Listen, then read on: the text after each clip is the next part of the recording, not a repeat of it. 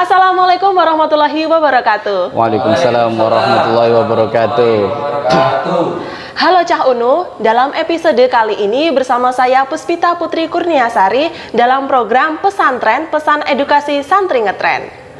Nah, dalam episode kali ini telah hadir bersama kita yaitu Bapak Abdul Haris Fauzan MKom yang selaku Ketua Prodi Ilmu Komputer di Universitas Nahdlatul Ulama Blitar dengan tema Ramadan dan juga kesalehan digital.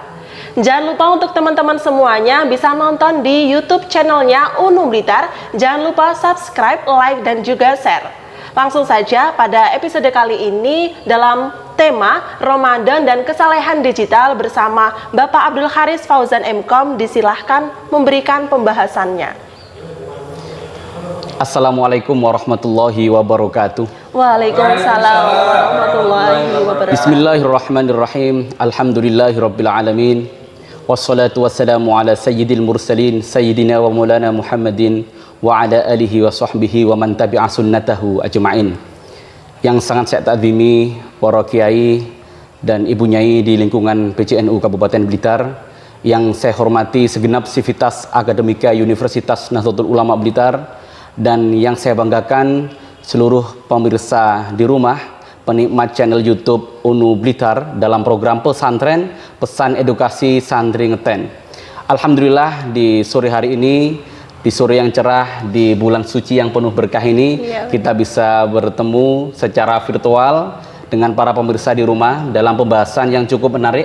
Mbak Fitri, Mbak Puspita, mohon maaf, Mbak Puspita, dalam tajuk Ramadan dan kesalehan digital. Ini cukup menarik Mbak Puspita, ya, sangat kekinian. Sangat menarik. Oke, kita tahu bahwa salah satu tujuan dari kita melaksanakan puasa Ramadan sebagaimana yang difirmankan oleh Allah adalah la'alakum tattaqun, agar kita menjadi pribadi yang bertakwa kepada Allah. Seringkali takwa ini dalam konsepnya didefinisikan sebagai ketaatan kita kepada Allah, termasuk melaksanakan perintah Allah dan menjauhi larangan-larangannya. Maka dalam kita menuju proses ketakwaan ini, pasti akan melewati satu fase yang dinamakan dengan kesalehan. Jadi kesalehan itu prinsip yang membahas tentang perilaku kita berbuat baik dalam barometer keislaman. Dan perilaku baik ini ada dua cabang. Perilaku baik kita kepada Allah dan perilaku baik kita kepada sesama manusia. Nah, kesalehan kepada Allah ini seringkali kita definisikan sebagai hablu minallah, atau hubungan kita kepada Allah. Begitu pula dengan sebaliknya, kesalehan kita dengan sesama umat manusia ini kita istilahkan sebagai hablu minannas. Oke. Ada sesuatu yang menarik Mbak ini. Jadi dulu pas zaman SD itu kita kenal ada satu diagram namanya diagram Kartesius dalam ilmu matematika. Sempat tahu ya? Iya. Gimana itu? Sempat tahu?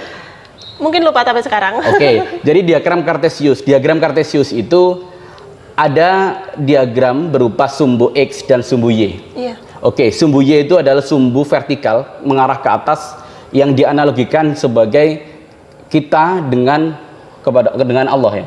Iya. Kemudian ada sumbu X yang menganalogikan kita dengan sesama umat manusia. Nah, uniknya dalam diagram Kartesius ini ada 4 kuadran. Kuadran 1, kuadran 2, kuadran 3 sampai kuadran 4. Yang paling rendah levelnya dalam konteks kesalehan adalah kuadran keempat, di mana sumbu X itu negatif, sumbu Y negatif. Berarti hubungan kita dengan Allah negatif, hubungan dengan sesama manusia lah ini negatif. Lah ini naudzubillah min dalik, ini adalah satu sifat yang sangat kita hindari. Maka di momentum bulan Ramadan ini sebisa mungkin kita tidak menjadi di kuadran yang keempat. Kita tidak boleh hubungan kita negatif kepada Allah, apalagi negatif kepada sesama manusia. Ini yang sangat dihindari agar kita terhindar dari seburuk-buruknya manusia. Nah, kemudian ada kuadran kedua dan kuadran ketiga. Jadi salah satu di antara sumbu X atau sumbu Y itu positif dan negatif. Ada kalanya perilaku manusia itu dia ibadah kepada Allah, ritualnya itu bagus. Dia sholat, dia puasa, zakat, haji, malah bolak-balik haji, umroh bolak-balik. Gitu. Tapi dia menafikan atau acuh ya, tidak ngereken kehidupan sosial masyarakat. Entah masyarakat itu miskin, dia nggak ngereken. Entah masyarakat itu perilakunya jelek, nggak ngereken. Atau masyarakat itu pendidikannya kurang, nggak ngereken. Harusnya diajak.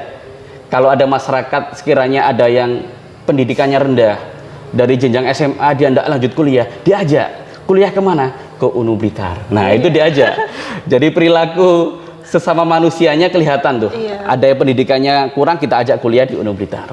Ada kalanya begini, hubungan dengan sesama manusia itu bagus. Dia, intinya bagus lah ya. Dia sopan santun, bersosialisasinya bagus, amalnya luar biasa, amal soleh di kehidupan sosialnya. Tapi ada satu yang kurang, hubungannya kepada Allah buruk dia. Sholatnya enggak, puasa bolong-bolong. Tapi pas lebaran dia ikut lebaran. Nah, itu bedanya. Nah, ini salah satu sikap yang kita hindari. Walaupun mereka kadang bilang begini, loh, yang penting kita kan baik kepada sesama manusia. Yang penting kita kan tidak korupsi misalkan ya, tidak korupsi apa-apa, tidak merugikan orang. Gitu. Tapi hubungannya dia dengan Allah kurang. Yang penting kan hatinya, kadang begitu. Ini tidak bisa. Karena indikator kita dalam Islam itu kan harus kafah ya. Jadi Allah sudah menerapkan dua indikator. Kalau kamu ingin menjadi akhlak yang bagus, dua indikator harus terpenuhi. Hablu minan nasnya dan hablu minallahnya harus sama-sama bagus. Ibarat nih ya, ibaratnya Mbak Puspita kuliah nih. Ada indikator penilaian, 1 UAS, 1 UTS. Yang penting kan UASnya bagus, UTS-nya nggak apa-apa. Itu problem nggak sih? Problem banget. Nah, maka kenapa? Mempengaruhi ngonten ya? Ya, pengaruh banget. Oleh karena itu, sebagai umat Islam yang berusaha untuk menerapkan akhlak yang mulia sebagaimana tujuan Nabi Muhammad diutus, maka sebisa mungkin kita menerapkan dua indikator ini dalam berperilaku menjadi soleh. Hablu minallah dan hablu minannas. Oke. Itu sebagai pengantar kesolehan. Tapi ada sisi yang menarik nih. Di zaman Nabi dulu kan belum ada tuh teknologi informasi. Oke. Nah, di era 2 dekade terakhir, perkembangan teknologi digital itu berkembang luar biasa cepat. Merasakan itu ya? Merasakan itu enggak? Merasakan. Iya, merasakan. Contohnya gimana? Berita hoax mungkin? Oh gitu, adanya medsos. Iya, benar. Adanya internet yang bisa diakses dengan mudah gitu. Ini selaras ya. Ada salah satu hukum dalam ilmu komputer. Ini dicetuskan oleh salah satu pendirinya Intel. Intel itu salah satu merek prosesor. Iya benar. Betul. Di laptopnya sampean ada ya. Intel ya. Ada salah satu pendiri Intel namanya Gordon Emory. Nah, beliau punya hukum begini. Jadi tingkat kompleksitas prosesor atau mikroprosesor itu akan berkembang makin cepat tiap 2 tahun terakhir. Tiap 2 tahun berikutnya. Jadi perkembangan kecepatan mikroprosesor itu dia eksponensial ya, jadi naik 2 kali lipat. Itu kecepatan mikroprosesor. Makanya sekarang kecepatan mikroprosesor itu diimplementasikan banyak di bidang smartphone. Oke, salah satu yang contoh yang simple ya. Dulu Mbak Fitri, Mbak siapa sih tadi? Mbak Puspita, mohon maaf pemirsa. Mbak Puspita merasakan dulu pas zaman saya SMA ya. Itu saya masih menangi ada flash disk yang berkapasitas 500 Mbps 13 tahun yang lalu ketika saya SMA. Sekarang coba Mbak Puspita cari ya flash disk yang punya kapasitas 500 Mbps, ada nggak itu? Kayaknya sudah tidak ada. Insya Allah tidak ada. Iya benar. Itu membuktikan bahwa kapasitas data atau penyimpanan itu akan berbanding lurus dengan kecepatan mikroprosesor. Sekarang aja flash disk mungkin terbaru ya, itu bahkan sampai di kapasitas 4 tera itu. Iya. Keren itu. 4 tera itu berarti sudah sampai ke level 4000 giga. Iya. Atau 4 juta Mbps. Wah, keren banget. Nah, perkembangan digital yang sedemikian pesat ini berbanding lurus dengan munculnya berbagai macam platform media sosial. Dan media sosial ini makin lama bermunculan yang baru ya. Dulu pas zaman saya masih remaja, bukan berarti sekarang sudah tua loh ya. Iya. Dulu masih ingat pas zaman saya SMA, saya pakai HP Nokia 3110C. Itu ada medsos namanya Mik33, ada Friendster, ada Yahoo Messenger. Mbak Puspita menangi nggak itu? Pak Hariri menangi itu? Kayaknya tidak Pak saya. Enggak ya? Tidak ya. Berarti Pak Hariri sudah generasi tua. Waduh. Menangi Yahoo Messenger, ada Mik33, ada Friendster. Saya menangi itu. Agak lucu sih itu. Kalau dibandingkan dengan era sekarang ya, sangat jauh. Karena dulu medsos itu hanya fokus di bidang teks ya, hanya teks dikirim. Ya. Nah sekarang lambat laun media sosial yang populer itu adalah media sosial yang dia menawarkan fitur video sharing. YouTube dulu di awal kemunculan tidak sebegitu populer, tapi seiring perkembangan teknologi dan kuota internet yang mudah dibeli, YouTube sudah populer. Nah, ada media baru yang lebih populer dibanding YouTube, TikTok mungkin ya. Iya. Nah iya, karena TikTok menawarkan video yang lebih ringkas daripada YouTube. Jadi orang lama-lama kalau melihat video itu bosen ya, akhirnya diringkas dalam bentuk TikTok. Nah semacam itu. Nah pertanyaannya adalah, seberapa besar peran media sosial ini dalam mendukung kesolehan kita? Tambah soleh nggak sih dengan adanya media sosial? Iya. Mbak Puspita kira-kira tambah soleh nggak dengan adanya media sosial? Solihah ya? Iya, mungkin Pak bisa dikatakan seperti itu. Kok bisa mengatakan dirinya solihah? Mungkin saja, karena kan terkadang asiknya kita scroll TikTok seperti itu sampai menunda sholat. Nah, seperti itu. Enggak soleh dong berarti ya? Iya, benar. Oke, kadang. kalau kesolehan tadi didefinisikan sebagai perilaku kita ya, dalam konteks parameter yang taat kepada Allah, maka kesalehan digital ini bisa jadi kita definisikan sebagai perilaku kita dalam berkegiatan digital, Ya. tapi tidak menyimpang dari sisi ketaatan kita kepada Allah. Oke. Jadi mendukung nggak ya kesolehan digital itu dari media sosial? Lah ini banyak nih tren kekinian. Coba kalau kita mengacu ke beberapa tahun terakhir, ada penelitian yang menarik ini. Jadi Microsoft itu mengadakan penelitian, riset ya, untuk meneliti tingkat kesopanan netizen Indonesia. Pernah dengar kabar itu? Pernah. Iya, itu kira-kira tahun 2020.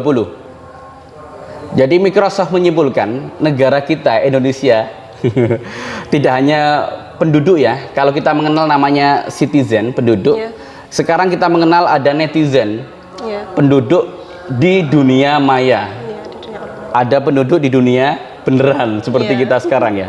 Tapi ini suatu keniscayaan bahwa kita sekarang juga tinggal di dunia maya. Oleh karena itu, Microsoft, salah satu perusahaan besar yang membidangi industri digital, ingin survei nih. Indonesia ini populasinya itu terbesar keempat di dunia. Kalau dirunut, seberapa besar populasi itu berpengaruh ke dunia digital atau medsos? Berpengaruh banget. Ada penelitian dari We Are Social ya, yang terakhir Januari 2023. Ini mengatakan bahwa pengguna sosmed di Indonesia itu sebanyak 167 juta. Bahkan ini menyamai 60% dari total penduduk Indonesia. Oh, hampir menyamai ya. Iya, Pak. Gitu. 60% ini, 167 juta ini bahkan bisa loh bikin negara baru ya. Iya. Negara digital ini. Gitu. Negara baru.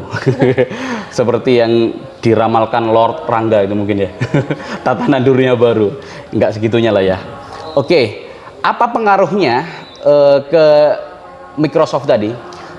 Jadi Microsoft itu menyimpulkan bahwa netizen Indonesia itu ternyata tingkat kesopanannya itu paling rendah se-Asia Tenggara.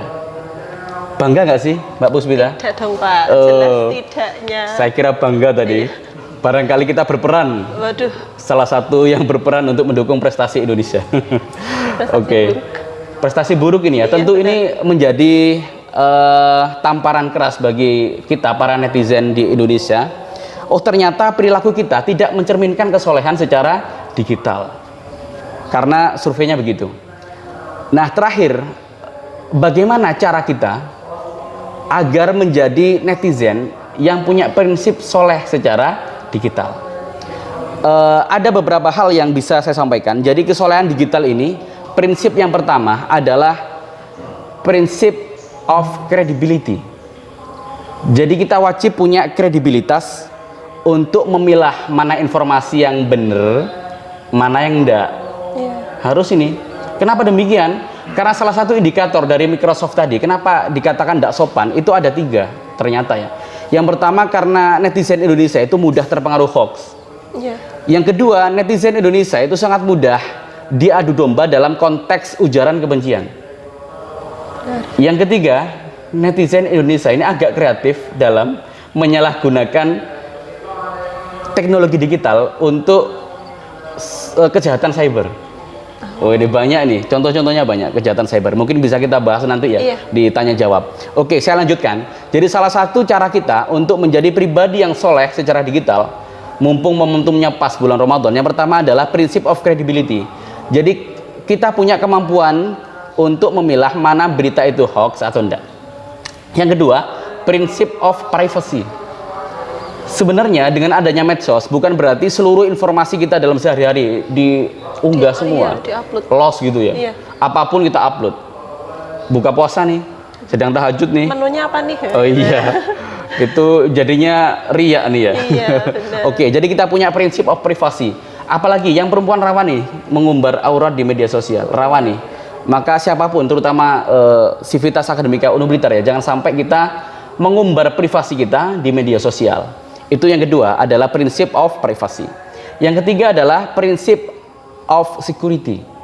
Jadi kita punya benteng nih, kita punya ilmu ya, agar kita bisa terhindar dari kejahatan cyber. Itu saya kira beberapa hal yang penting agar kita bisa berperilaku soleh secara digital. Yang terakhir, soleh secara digital itu indikatornya adalah prinsip of ethics. Kita punya etika nih, sopan santun. Contoh nih, yang paling simple, gimana sih mahasiswa cara berkomunikasi dengan dosen? Kan kadang lost kontak ya. Saya sering itu di WA to the point. Tidak ada salam atau nggak ada salam langsung. Ada yang WA ke saya, halo Pak dosen, langsung begitu.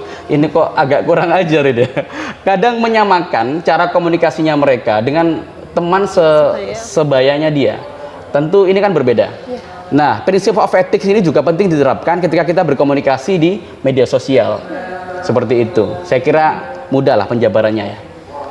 Itu sebagai pengantar kita untuk topik Ramadan dan kesalehan digital. Kayaknya menarik ini Mbak Puspita ya. Iya, benar sekali Pak. Ya, terima kasih banyak kepada Bapak Abdul Haris Fauzan yang sudah menyampaikan pembahasannya. Ya, tentu menarik sekali bagi kita ya generasi milenial yang sudah sepatutnya kita melek digital terkait dengan informasi dan komunikasi yang masuk dalam kehidupan kita. Nah, langsung saja masuk ke sesi tanya jawab nih Pak. Tadi kan sudah disinggung mengenai berita hoax. Nah, betul. Berita hoax. Bagaimana sih Pak cara kita mengimbangi adanya berita yang masuk hoax itu benar atau tidak? Apakah kita harus mencari informasi yang benar terlebih dahulu atau bagaimana Pak baiknya? Oke, ini menarik ya tentang berita hoax. Karena kemunculan media sosial ini pasti di dalamnya itu orangnya macam-macam ya. Orang baik pakai medsos, orang pinter pakai medsos, orang bodoh pakai medsos, orang iseng pakai medsos, orang jahat pakai medsos. Dengan tujuan berbeda. Nah, tujuannya beda-beda. Lah, ini yang membuat kita wajib memilah nih informasi mana yang benar bisa diterima, mana informasi yang tidak bisa diterima. Karena seiring dengan tsunami informasi, kadang kita itu dituntut bergerak cepat ya otaknya itu. Misalkan baru lihat judul clickbait langsung mengklaim itu, langsung komen, langsung menghujat. Baru judulnya doang. Jadi salah satu kenapa kita mudah terpengaruh hoax adalah kita tidak membaca dengan tuntas. Baca judul doang, yang nggak cocok dengan hati langsung dibully kah atau dikomentari negatif. Kadang kita lihat judul cocok dengan hati kita, langsung di share itu, wah ini pas ini, pas. Oke, maka salah satu indikator agar kita bisa mencegah minimal ya, agar tidak terpengaruh berita hoax adalah kita harus menyaring sebelum sharing. Jadi saring sebelum sharing. Salah satu kita menyaring adalah kita wajib membaca dengan tuntas. Informasinya itu mainstream nggak sih? Ada nggak di media-media mainstream yang mengatakan serupa? Oke. Karena salah satu prinsip dari Kanjeng Nabi dulu ya, umat Islam itu tidak akan bersepakat dalam kejahatan. Oke, oleh karena itu prinsip itu bisa kita gunakan nih. Kita coba membandingkan kabar itu dengan kabar mainstream dari media-media besar. Bener nggak sih seperti itu infonya? Oh, kalau nggak bener berarti ada indikasi itu hoax. Atau yang kedua, adakah sumber relevan yang mendukung pernyataan itu? Kalau nggak ada sumber relevan, lo ngapain dipercaya? Begitu. Yang bahaya itu kalau sampai di-share, apalagi di-share ke grup keluarga ya, kadang jadikan meme itu. Iya. Jangan sampai info ini di-share ke grup keluarga, Iya. gitu. Karena mudah ke-share itu. Jadi banyak di antara netizen kalangan baby boomer ya namanya, baby boomer. Itu sangat mudah untuk nge-share informasi tanpa memilah. Iya. Oke, saya kira seperti itu. Iya. Nah, untuk mengimbangi, kita perlu ketika ada banyak informasi yang tidak benar, kita perlu mengimbangi informasi yang benar. Jadi kita saling adu data nih. Iya. Kalau banyak informasi nggak benar yang masuk di media sosial, maka kita sebagai kader-kadernya orang NU nih, netizennya NU harus berani untuk memberikan informasi yang benar, terutama informasi-informasi hoax yang oleh kalangan NU itu menyudutkan.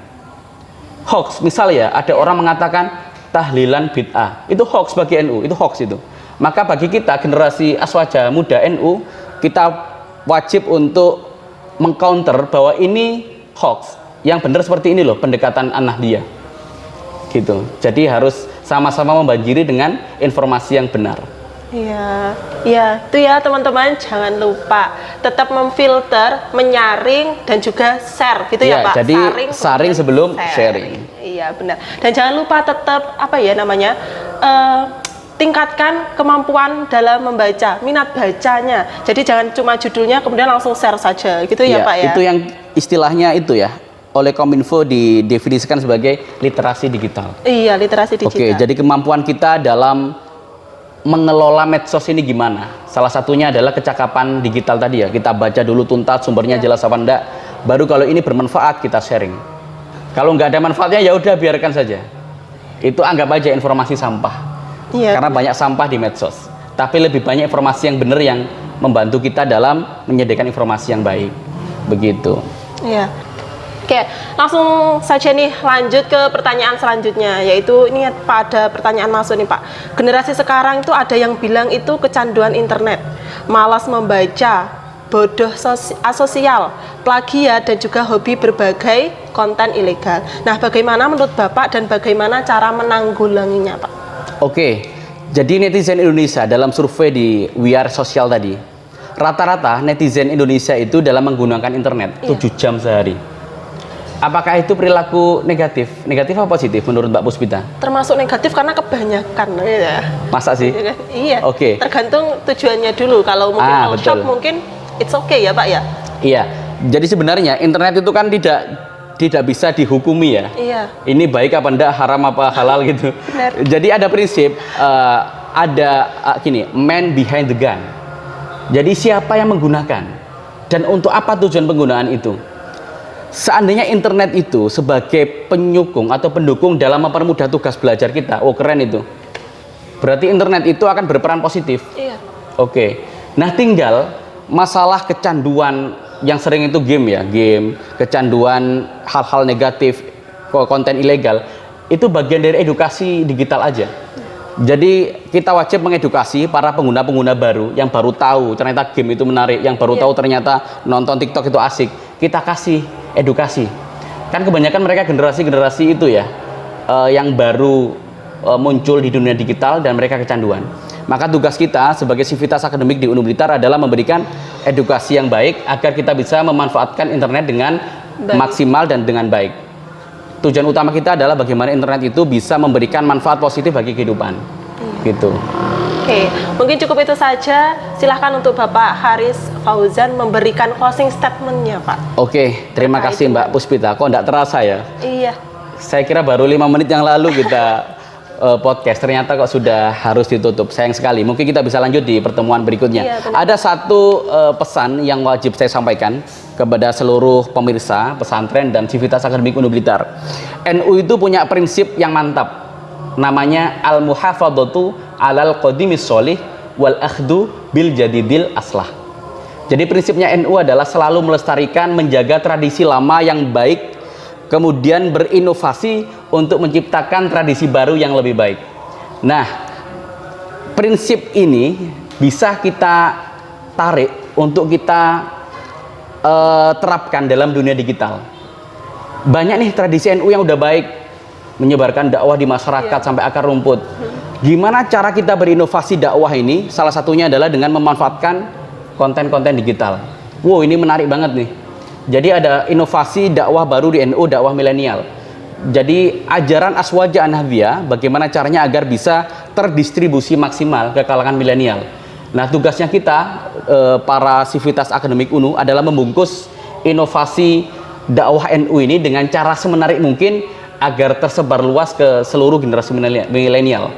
Jadi agar siapapun itu bisa merasakan bahwa NU ini adalah salah satu organisasi Islam yang sejuk, yang dakwahnya mantap, yang mendukung moderasi beragama, yang senantiasa menjaga keutuhan NKRI. Saya kira itu. Benar, iya.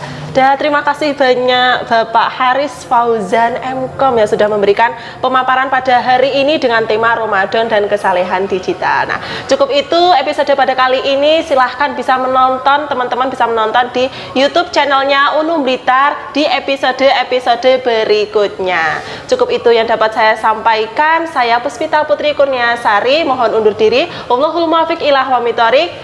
Wassalamualaikum warahmatullahi wabarakatuh. Waalaikumsalam warahmatullahi wabarakatuh.